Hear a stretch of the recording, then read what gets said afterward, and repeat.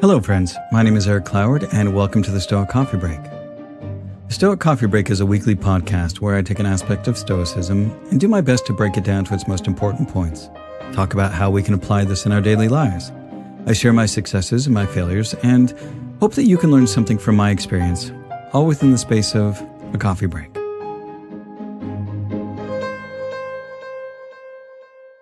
This week's episode is called Think Long. Everyone faces up more bravely to a thing for which he has long prepared himself, sufferings even being withstood if they have been trained for in advance. Those who are unprepared, on the other hand, are panic-stricken by the most insignificant happenings. Seneca.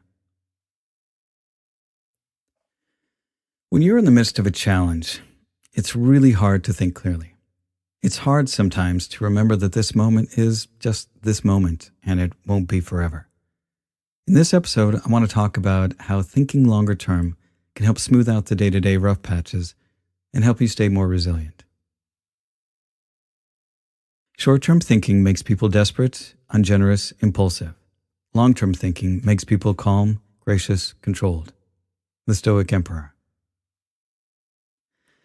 Now, what do I mean by short-term and long-term thinking? Well, short-term thinking is reactive. It takes very little work, and it often makes things worse.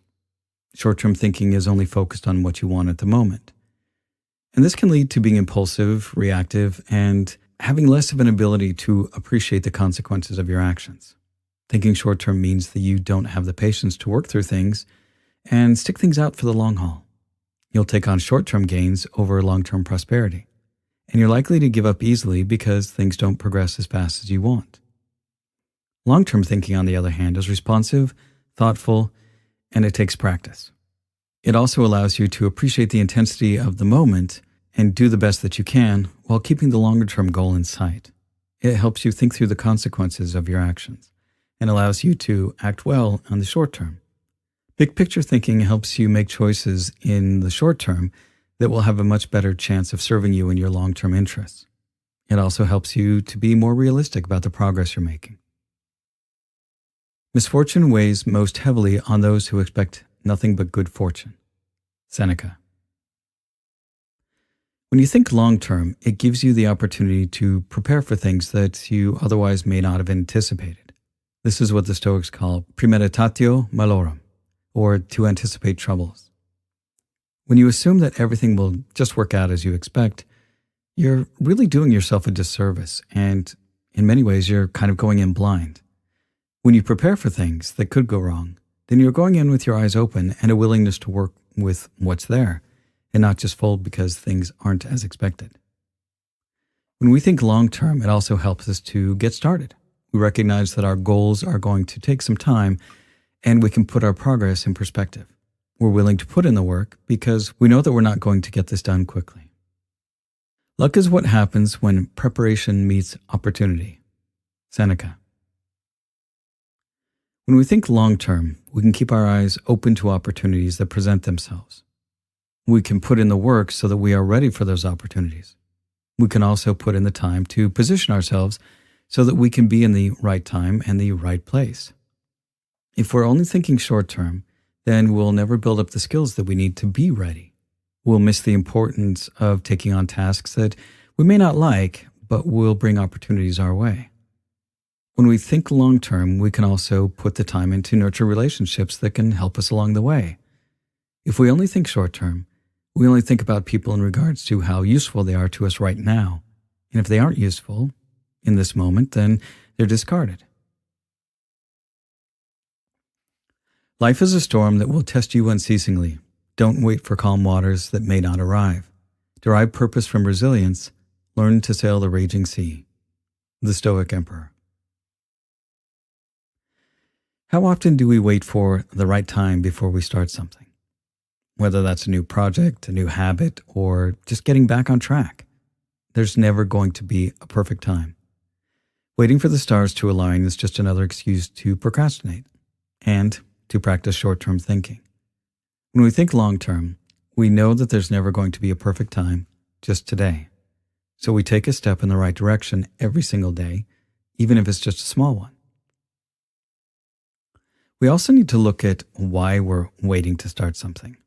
It may be that the real reason we're waiting for the right moment is that deep down inside, we really just don't want to do it. And that's okay. We need to be honest with ourselves so that we don't feel guilty about procrastinating on something and we just own our own choices.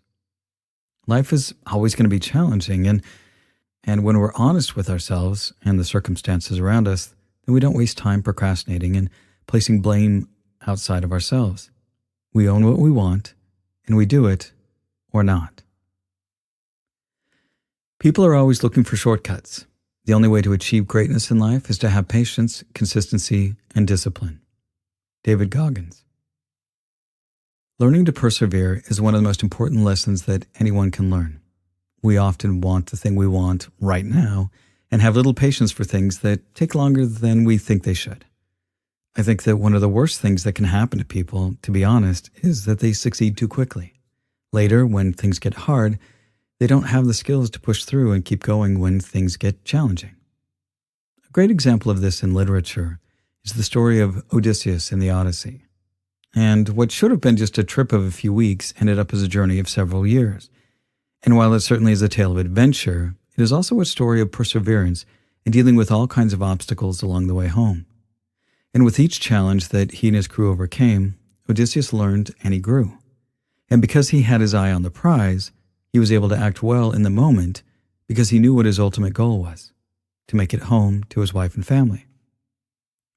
In our daily lives, when we try to start something new, we will often think about how great it's going to be once we achieve our goal. We get so caught up in the outcome that we forget that it's the process that's really the most important. When we focus on enjoying the work and doing good work, especially when it's really hard, that's when we grow.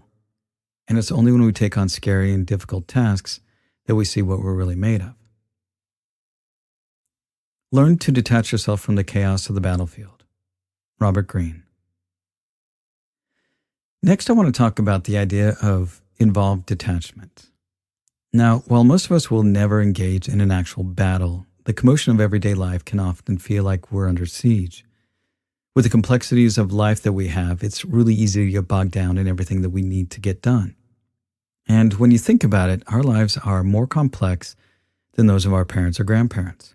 The amount of information that we have access to, the sheer number of options we have room to go shopping, even all the possibilities for jobs and relationships is pretty astounding.